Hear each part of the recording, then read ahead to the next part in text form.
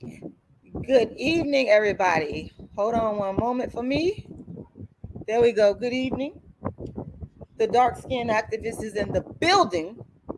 I hope you guys are having a fantastic, wonderful evening. You are listening to Rashida Strober, the world's first and only dark skin activist. I'm the reason anybody online, anybody on YouTube, anybody on reality TV, I'm the reason you talking about colorism and dark skin. I started it all.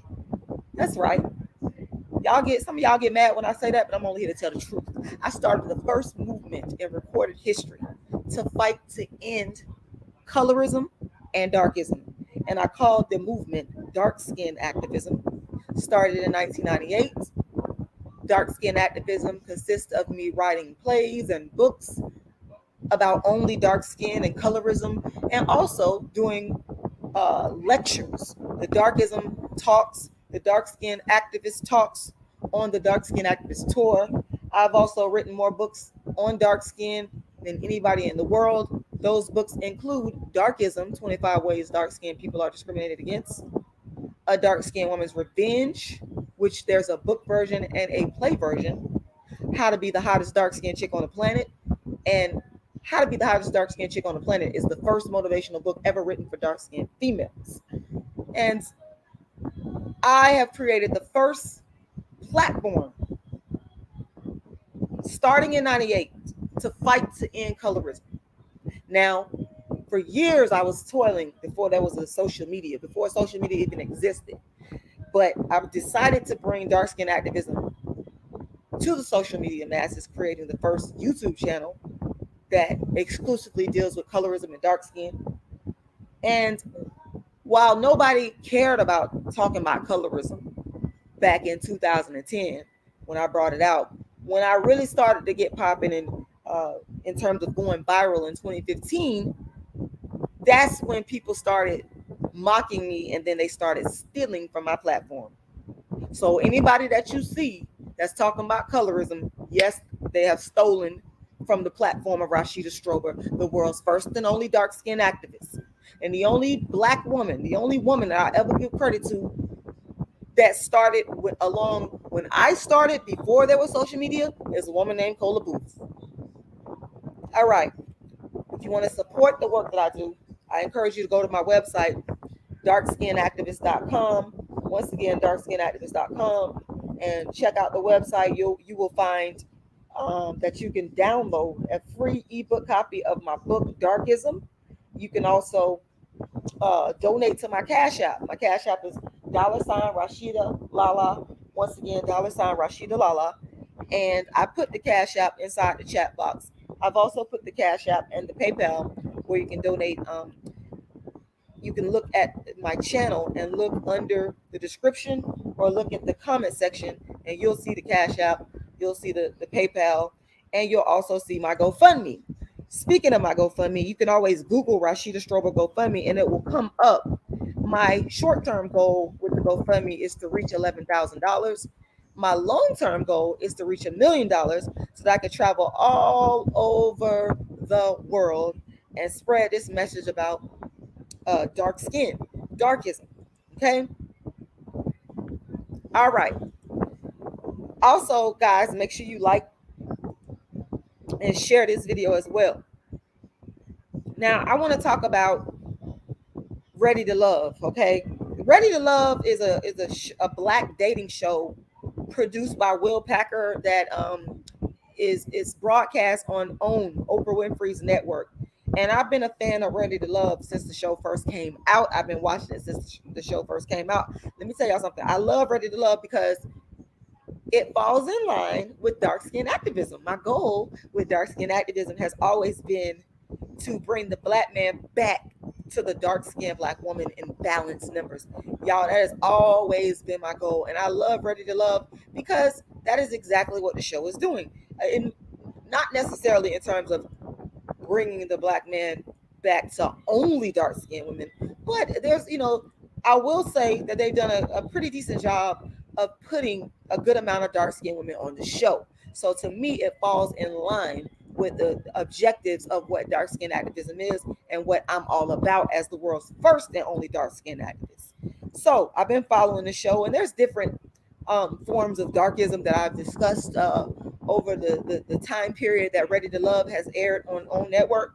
But tonight I want to talk about Ready to Love's Brown Girl Squad. For the dark skin activists, that translates to dark skin girl squad. Okay. And, you know, let me just say this. People don't like it when they see dark skinned girls or dark skinned women coming together and loving up on each other and befriending each other. People don't like that. People seem to have a damn problem with that.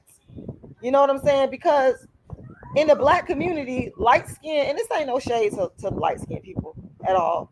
This ain't no shade. Because I know people gonna come on here and like they always do and lie on me and say I'm hating on light skinned people, this, that, and the third. Sydney is one of the light skinned people on the show. I actually like Sydney. I think she's a very likable person. She's pretty, got a good attitude. I like Sydney. She's light skinned, so it ain't about that. But I'm not going to sit up here all night and explain myself to idiots that don't get it. So, like I said, I noticed that when dark-skinned females, whether they be young female like girls under the age of 18, young, or whether they be adult women, when they get together in like solidarity and coming up with a name like Brown Girl Squad, people get intimidated by that. You know what I'm saying? And Frank was one of the people that brought that up. And sometimes black people won't say what they really mean, but I already know what it is. I already know black folks get intimidated when dark-skinned females come together and assert our beauty power. You don't like that. But for example, nobody had a problem with Sabrina. Y'all, I made a video about Sabrina, the mixed biracial woman on there. I believe she's mixed with Asian and black. Nobody had a problem when she brought all her light-skinned, stuck-up ass friends, because them motherfuckers was stuck up. Yes, I'm gonna talk about their ass. I didn't like the way that they treated dark-skinned Shun. Nobody had a problem with how Sabrina's light-skinned squad ganged up on dark-skinned Shun, while giving the benefit of the doubt, while giving deference to light-skinned Walter. They didn't give the same thing to Shun. That light-skinned supremacy, that light-skinned superiority complex came out. That's a fact. Y'all better understand me clearly. So, but when the Brown Girl Squad, which is composed of, for those of you that are following the show Ready to Love this season, the Brown Girl Squad is composed of Camille, Zadia, and Mumin. And Mumin, I would have to say, is probably my favorite of those dark skin. Mumin is just so beautiful, and she just has this wonderful, beautiful, nice personality. And yes, Walter, you were behaving in a shady, fucked up way towards Mumin. You were. And I don't really like the way that you treated her. But again, I think people practice darkism and they don't even realize it sometimes. You know what I'm saying? And with Walter, it's kind of difficult to say that he's really a darkist, because when they had to bring the exes onto the show for the potentials to meet, Walter's ex was dark skinned. Okay, I will give you credit for that. But I feel like when you had a choice between dark skinned Mumin and biracial Sabrina, I feel like you were shading Mumin. I feel like you are not being as fair to her, and I do feel like you were.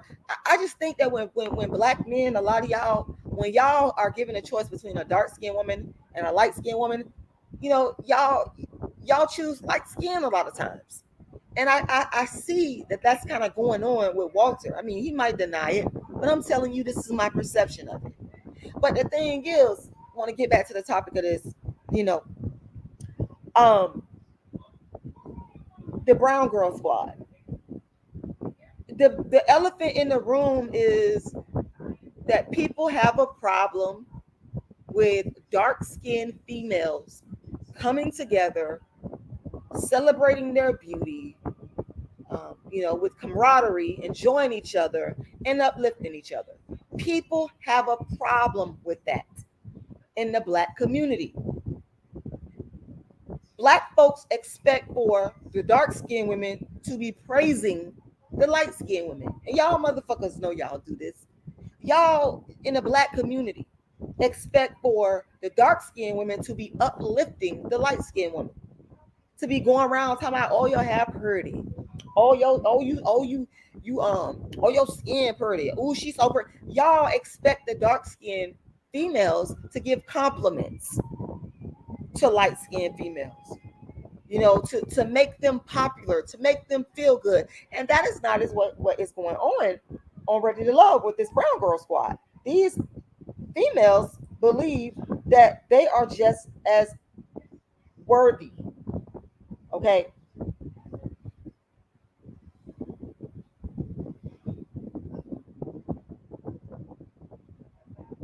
Hold on, y'all. Hold on one second.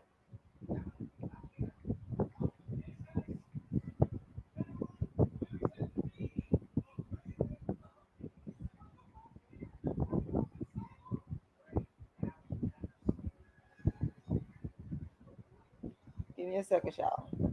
Okay. So, like I was saying,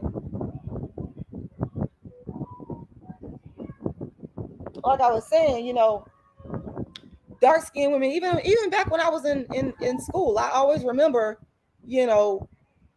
there's like this expectation that the browner or the darker girls are supposed to praise and look up to and follow behind the light skinned girls. And I'm saying, no, we don't have to do that. We, as dark skinned females, can come together and celebrate our own beauty. And that is what I see with this season of Ready to Love. I see 3 beautiful dark skinned women that recognize their beauty, that recognize the power of their melanin, that are coming together, supporting each other, and just having a good time. And they have 3 different personalities going on. Camille, everybody's saying, well, Camille, she crazy, she possessive, and I feel like that's also stereotypical as well. I feel like the dark skinned women always get branded with the stereotypes. So you when you add in these dark skinned women saying we are the brown girl squad and we here we are, we're wonderful, we're great, you know what I'm saying? You can't do that. You can't have that, because Black people will dump stereotypes on the brown girls, aka the dark girls, like calling Camille crazy, calling Camille possessive, you know what I'm saying? Zadia, okay,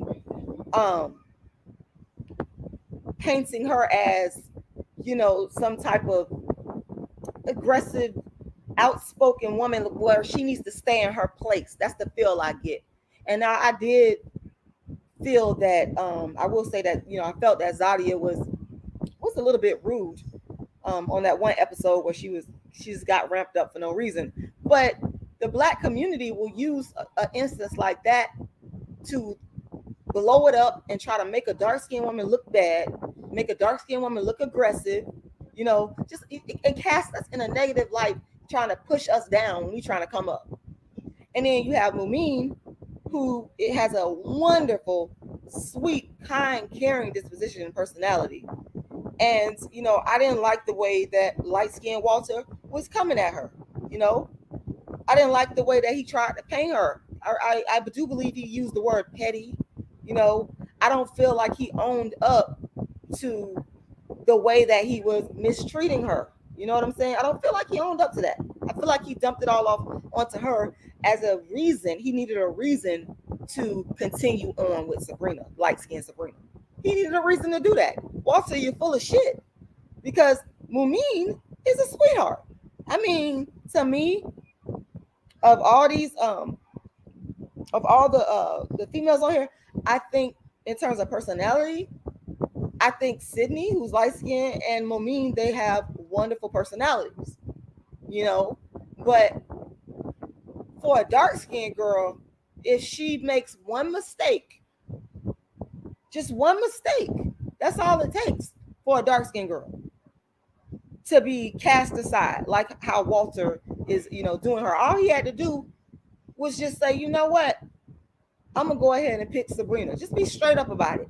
Don't try to damage Mumin's character. And I felt like that's what he was trying to do.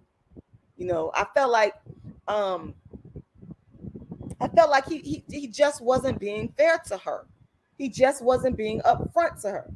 And so, when dark skinned females come together and when we stand in our power, we are a force to be reckoned with. But at the same time, it's always going to be people that are going to try to demonize that. They don't want to see us come together. They're going to feel some type of way. They're going to be feeling like, oh, you think you better.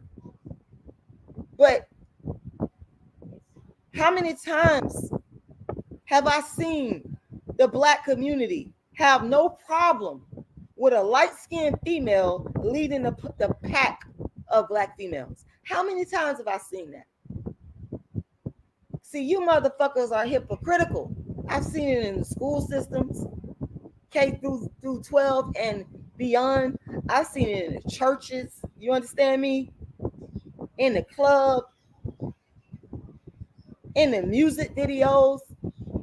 Black folks don't got no fucking problem when light-skinned women are the leaders. When light-skinned women stand in their superiority. We don't got a problem with that. But y'all motherfuckers got a problem with the brown girl squad.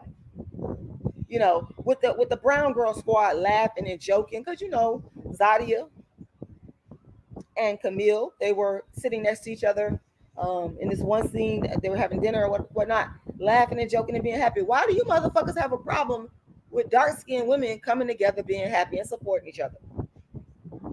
To me, that's darkism. That's darkism. The fruit says Zadia looks better than Sabrina, but Courtney looks much better than Aisha. Aisha looks like crap with all those tattoos. Okay. Hey, Black Jesus Minister. Hey, you in the building. Shout out to you. Shout out to you. Yes. Yeah, I'm gonna be honest. I think that if I had to choose and say who the best looking female on this show is, to me, in my opinion, I would have to give it to Mumin. She has a very, very, very unique look to her. Like, she has this very exotic, she's like super pretty in the face. You understand? And Sabrina is not that pretty. But because she's a light-skinned woman, Black men automatically think that she's beautiful. But she's not to me. She's just, I just don't see, where all this supposed beauty is at. You know what I'm saying? Now Sydney, I will give it to Sydney. Sydney is actually very beautiful. She's actually very pretty. Okay, to me, she doesn't look better than Mumin, dark-skinned Mumin, but Sydney is an example of a light-skinned woman that actually deserves to be called pretty. But y'all motherfuckers be giving out pretty to any old kind of light-skinned woman looking any old kind of way. You can't assign beauty to a light-skinned woman just because she light-skinned. She actually has to be facially beautiful. But I think what Walter, and I think Walter's ex, I know she didn't mean to help him out, but I think she kind of pushed that agenda. And, ironically enough, Walter's ex was dark skinned. Okay. But when they were sitting at the table, Walter and his ex, after Sabrina had left, when the exes was meeting the potentials, his dark skinned ex said that something to the effect of, well, yes, Sabrina would be great eye candy. You know, she would be like a trophy wife. But Mumin is more down to earth. And I understand that she's saying, you know, Mumin, who's dark skin, is a better match. But even in that comment, I felt like the dark skinned woman is always second. You know, why can't dark skinned Mumin be eye candy? You know what I'm saying? It's like darkism is built into our psychological fabric, to where we don't even know that we are practicing darkism.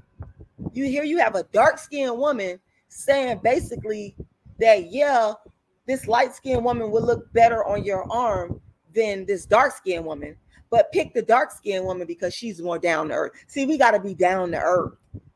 You know, it's always a quality or a characteristic when a dark-skinned woman is liked that doesn't have anything to do with her being beautiful, whereas the light-skinned woman get assigned to beauty. You know, oh, she can cook. You know, that dark-skinned woman, she could throw down in the kitchen. Or, oh, she thick. Anything besides being beautiful. You know, and that's the darkism that I'm talking about, y'all. Darkism can be subtle sometimes. People practice darkism sometimes and they don't even know it. They got good intentions. I'm sure his dark-skinned ex had good intentions when she said that. But at the end of the day, sometimes the darkism won't allow us to see that Mumin actually looks better than mixed race Sabrina. Okay? Sabrina has a hard face to me. Okay? She got this short hair going, this strange body structure. Mumin is the exact opposite of that. But because she's dark-skinned, you motherfuckers cannot appreciate the fullest extent of her beauty. You're automatically giving the win to Sabrina because she light-skinned. It's not because she's pretty, because she's not that. On a scale of 1 to 10,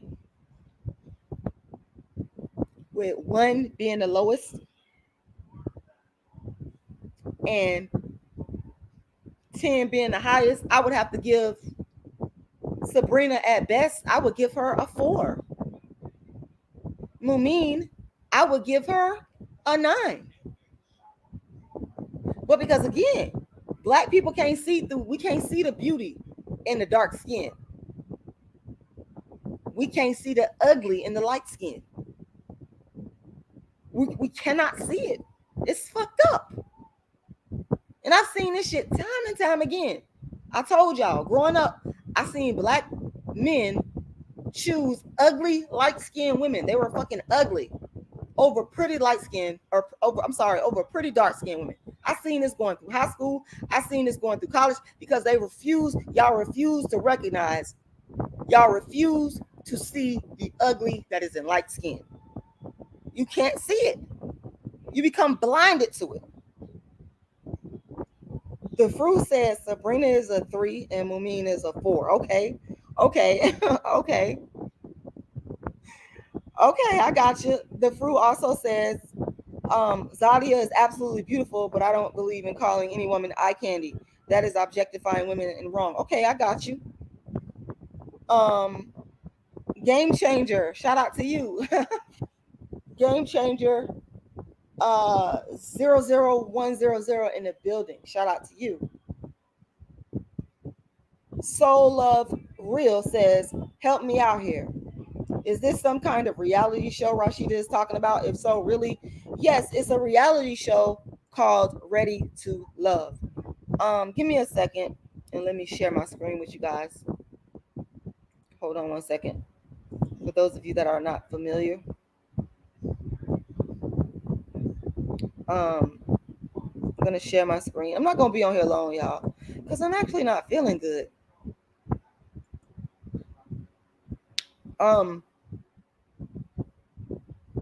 Here we go. Okay. The show called Ready to Love is a show that is broadcast on Oprah Winfrey's own network.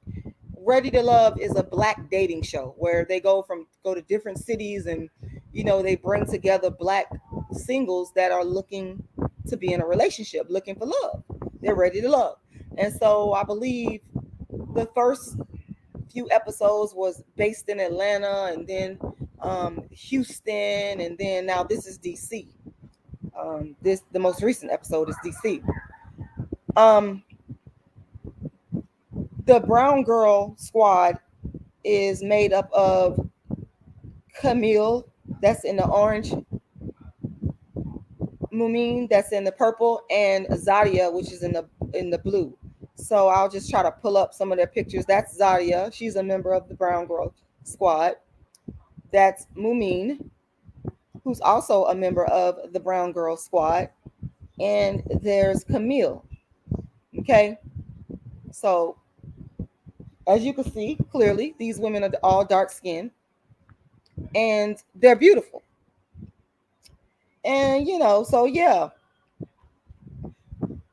But yeah, y'all, it's like dark skinned women, we just have to work so hard to have our beauty recognized. And like I said, when we come together, people always say, well, come together, stop fighting against each other.